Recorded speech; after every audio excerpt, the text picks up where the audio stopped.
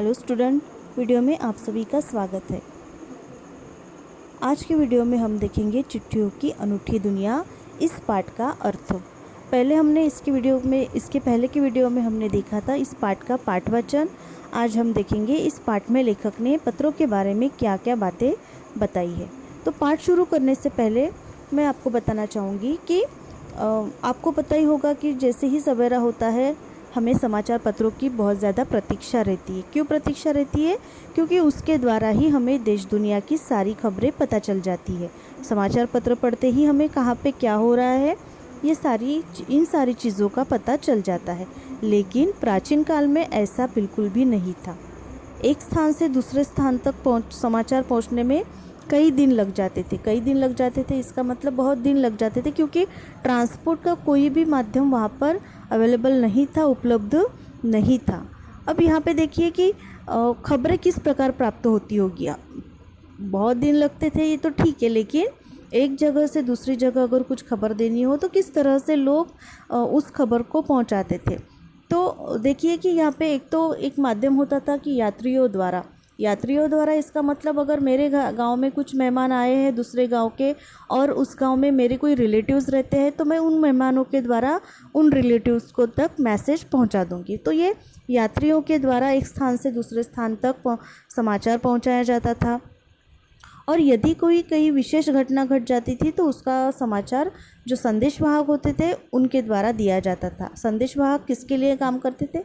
राजा महाराजाओं के लिए। तो ये राजा महाराजाओं के जो निजी संदेशवाहक रहते थे, जो अपनी लाठी में घुंघरू बांधे रहते थे। लाठी में घुंघरू बांधे रहते थे, इसका मतलब कि उनके पास एक लाठी रहती थी जो दौड़ दौड़ के वो लोग संदेश यहाँ से वहाँ तक पहुँचाते थे, इस नगर से उस नगर तक। अब लाठी में घुंघरू बांधने की क्या वजह रहती थी?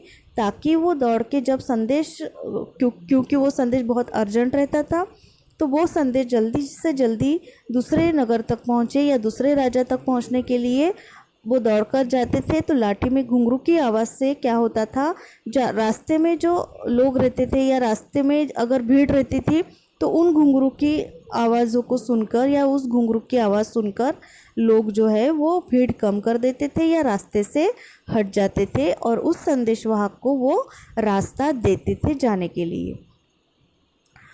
अब उससे आगे क्या हुआ कि थोड़ा और शीघ्र समाचार पहुंचाना हो तो घोड़ों का भी प्रयोग किया जाने लगा, और दूसरा कबूतरों द्वारा भी संदेश यहाँ से वहाँ तक पहुँचाने जाने लगे। लेकिन आजकल स्थिति ऐसी नहीं है।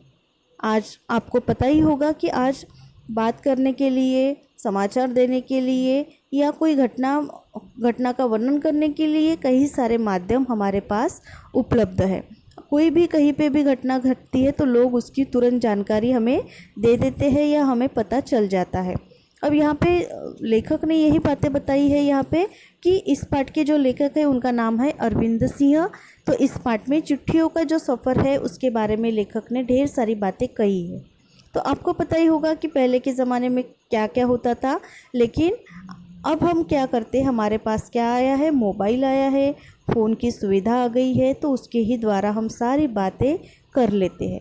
तो इस पाठ में लेखक ने जो पत्रों की अनूठी दुनिया बताई है वह क्या है ये जानते हैं। तो पहला पैराग्राफ देखिए कि पत्रों की दुनिया भी अजीबोगरीब है और उसकी उपयोगिता हमेशा से बनी रही है। पत्र जो काम कर सकते हैं वह संचार का आधुनिकतम साधन नहीं कर सकता। तो यहाँ पे लेखक ने यही बताया है कि पत्र जो काम करते थे, पत्र का जो महत्व है वो भी अभी भी वैसा ही है जैसे पहले था। पत्र जो काम करते थे वो आपके जो ये ज़माने के जो माध्यम है या साधन है, जैसे मोबाइल फ़ोन, लैंडलाइन फ़ोन या कोई भी माध्यम हो, वो आधुनिक साधन नहीं कर सकता। अब पत्र जैसा संतोष हमें SMS नहीं दे सकते, या पत्र का एक नया सिलसिला शुरू करते ही राजनीतिज्ञ, साहित्य, कला के क्षेत्रों में तमाम विवाद और नई घटनाओं की जड़ भी पत्र ही होते हैं। इसका मतलब यहाँ पे यही बताया है कि राजनीतिज्ञों में जितने विवाद हुए हैं या साहित्य या कला क्षेत्रों के लोगों में जितने विवाद हुए हैं उसकी जड़ तो ये पत्र ही होते हैं। दुनिया का तमाम साहित्य पत्रों पर केंद्रित है और मानव सभ्यता के विकास में इन पत्रों में अनूठी भूमिका निभाई है। अब अनूठी भूमिका क्या क्या निभाई है? मानव सभ्यता का विकास इन पत्रों के द्वारा कैसे हुआ है, ये हमें पाठ के थोड़े आगे के पाठ में आएगा। पत्रों का भाव सब एक जगह एक सा होता है, भले ही उसका नाम अलग अलग क्यों ना हो। अब देखिए पत्रों को यहाँ पे अलग अलग भाषा में क्या क्या बोला जाता है। उर्दू में खत बोला जाता है, संस्कृत में पत्र, कन्नड़ में कागज, तेलुगु में उत्तरम, जाबू और लेख तथा तमिल में कड़िद कहा जाता है। तो कौन से यहाँ पे पत्रों के लिए नाम आए हैं? खत, पत्र, कागज, उत्तरम, जाबू और कड़िद। तो यहाँ पे पत्रों का महत्व इस प्रकार है कि पहले के ज़माने में जो पत्र आते थे तो बहुत दिनों के बाद अगर पत्र मिलता था, उस डाकिये का इंतज़ार रहता था लोगों को। मेन बात तो ये है, जो पत्र लेकर आता था डाकिया, उस डाकिये का इंतज़ार रहता था। कोई भी अगर गांव में डाकिया आता था तो सारे लोग उसको पूछते थे कि मेरा कोई पत्र है या मेरी कोई चिट्ठी आई है क्या। अब आपने कभी देखा होगा, आपने टीवी पे कभी देखा होगा या मूवीज़ में कभी देखा होगा कि जो अनपढ़ लोग रहते थे गांव के, जिनको पत्र पढ़ना नहीं आता था, तो डाकिया भी उनको पत्र पढ़कर देता था और लोगों को डाकिये का बहुत ज़्यादा इंतज़ार रहता था, क्योंकि कोई दूसरा माध्यम ही नहीं था उनके पास पत्रों के अलावा। तो हर एक की अपनी पत्र लेखन कला है और हर एक के पत्रों का अपना दायरा। दुनिया भर में रोज़ करोड़ों पत्र एक दूसरे को तलाशते तमाम ठिकानों तक पहुंचते हैं। भारत में ही रोज़ 4.5 करोड़ चिट्ठियाँ डाक में डाली जाती है, जो साबित करती है कि पत्र कितनी अहमियत रखते हैं। देखिए आज के ज़माने में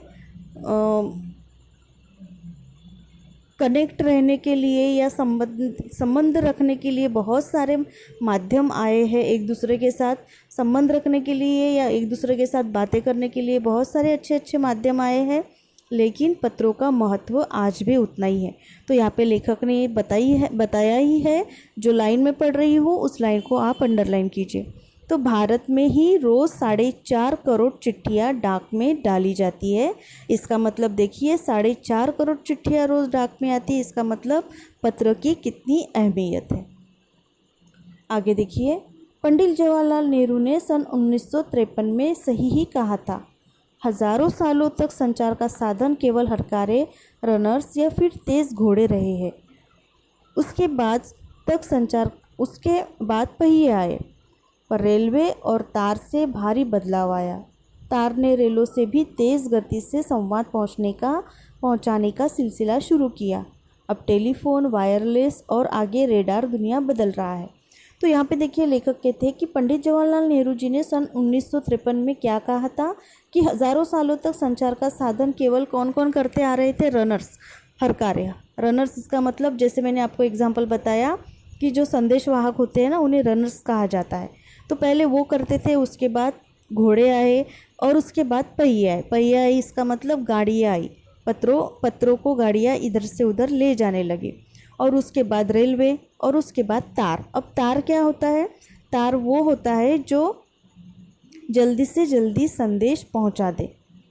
तेज़ गति से संदेश पहुंचाने के लिए पहले तार का उपयोग किया जाता था। अब क्या आया है? टेलीफोन आए हैं, वायरलेस आए हैं और आगे रेडार दुनिया बदल रहा है। तो यहाँ पे देखिए, अगर हम इनका ग्राफ देखें तो देखिए क्या आएगा। पहले रनर्स आएंगे, उसके बाद घोड़े, उसके बाद गाड़ियाँ और उसके बाद रेल, उसके बाद तार और अब आया है टेलीफोन, वायरलेस। तो ये जो सारा सफ़र है पत्रों का, ये देखिए किस तरह से हुआ है, ये हमें दिखाई देता है यहाँ पे। आगे देखते हैं। अब आगे लेखक कहते हैं कि अब तो पत्र लिखना बंद ही हो गया है, लेकिन ये जो हमारी परंपरा है, ये जो हमारी संस्कृति है, इस संस्कृति को बरकरार रखने के लिए जो सरकार है, सरकार की तरफ से क्या प्रयत्न किए जा रहे हैं, किस दिशा में प्रयत्न किए जा रहे हैं। तो आपको पता ही होगा कि आपको भी पत्र लेखन एक टॉपिक रहता है ना। इंग्लिश ग्रामर में भी रहता है, हिंदी ग्रामर में भी रहता है। तो पत्र लेखन जो टॉपिक रहता है, इसे पाठ्य पुस्तक में शामिल करने का यही एक कारण है कि इस परंपरा को हमें बरकरार रखना है। आपको पत्र लिखना आना चाहिए। इसलिए इस पत्र लेखन का जो टॉपिक है, ये पत्र लेखन का जो विषय है, यहाँ पे पाठ्य पुस्तक में आपको दिया रहता है। क्योंकि अब तो हम पत्र लिखते नहीं हैं, क्योंकि हमें पत्र लिखना आता ही नहीं है, क्योंकि कभी हमने पत्र लिखे ही नहीं है। तो प्रयास इसीलिए हो रहे कि स्कूली पाठ्यक्रमों में पत्र लेखन का विषय शामिल करना। अब भारत ही नहीं, दुनिया के कई देशों में ये प्रयास चल रहे हैं। विश्व डाक संघ ने अपनी ओर से काफ़ी प्रयास किए। अब विश्व डाक संघ की ओर से क्या हो रहा, एक नया उपक्रम स्टार्ट हुआ है, जैसे कि 16 वर्ष के कम उम्र आयु वर्ग के बच्चों के लिए पत्र लेखन प्रतियोगिताएं आयोजित करने का सिलसिला सन 1972 से शुरू किया गया। जो 16 वर्ष के से कम आयु वर्ग के बच्चे हैं, उनके लिए पत्र लेखन प्रतियोगिताएं आयोजित की जाने लगी। अब यह सही है कि खास तौर पर बड़े शहरों में और महानगरों में संचार साधनों के तेज़ विकास तथा अन्य कारणों से पत्रों की आवाजाही प्रभावित हुई है। पर देहाती दुनिया आज भी चिट्ठियों से ही चल रही है। यहाँ पे बताया गया है, लेखक ने यहाँ पे दो बातें यहाँ पे बताई है। कौन सी?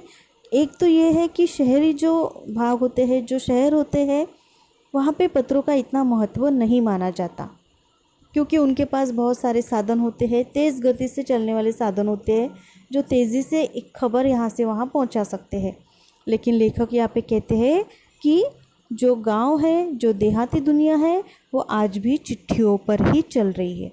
जहाँ पे टेलीफोन की सुविधाएं नहीं है, जहाँ पे मोबाइल का नेटवर्क नहीं रहता है, अभी भी उस गांव में चिट्ठियाँ आती है। पत्र का जो व्यवहार है वो चालू ही रहता है। फैक्स, ईमेल, टेलीफोन तथा मोबाइल ने चिट्ठियों की तेज़ी को रोका है, पर व्यापारिक डाक संख्या लगातार बढ़ रही है। सही बात कही है यहाँ पे लेखक ने कि ईमेल के द्वारा, टेलीफोन के द्वारा, फैक्स के द्वारा चिट्ठियों की जो गति है, चिट्ठियाँ भेजने की जो स्पीड है, वो आज कम हो गई है। तो पत्रों का महत्व यहाँ पे यही बताया है लेखक ने कि जिस प्रकार हम आज टेलीफोन द्वारा सारी चीज़ें पता कर सकते हैं, एक कॉल कर देते हैं तो सारी बातें हमें पता चल जाती है, लेकिन पहले के ज़माने में ऐसा नहीं था। लोग महीना या बहुत सारे दिन तक ही पत्र की राह देखते रहते थे। जब कोई पत्र उन्हें हाथ में मिलता था अपने लोगों का, तो उन्हें बहुत ज़्यादा खुशी होती थी उस पत्र को पढ़कर। फिर उसके बाद क्या हुआ कि वो पत्र को संभाल कर रखने लगे, है ना। आज हम जैसे मोबाइल में मैसेज सेव करके रख देते हैं, वैसे ही पहले के ज़माने में लोग जब अगर अपने रिश्तेदारों के, अपने किसी खास लोगों के अगर पत्र आते थे, तो उन पत्रों को वो सहेज कर रखते थे, संभाल कर रखते थे। आगे लेखक ने क्या बातें बताई है उसका हम नेक्स्ट वीडियो में देखेंगे, लेखक ने और क्या क्या बातें बताई है। पाठ को आपको पढ़ना है। धन्यवाद।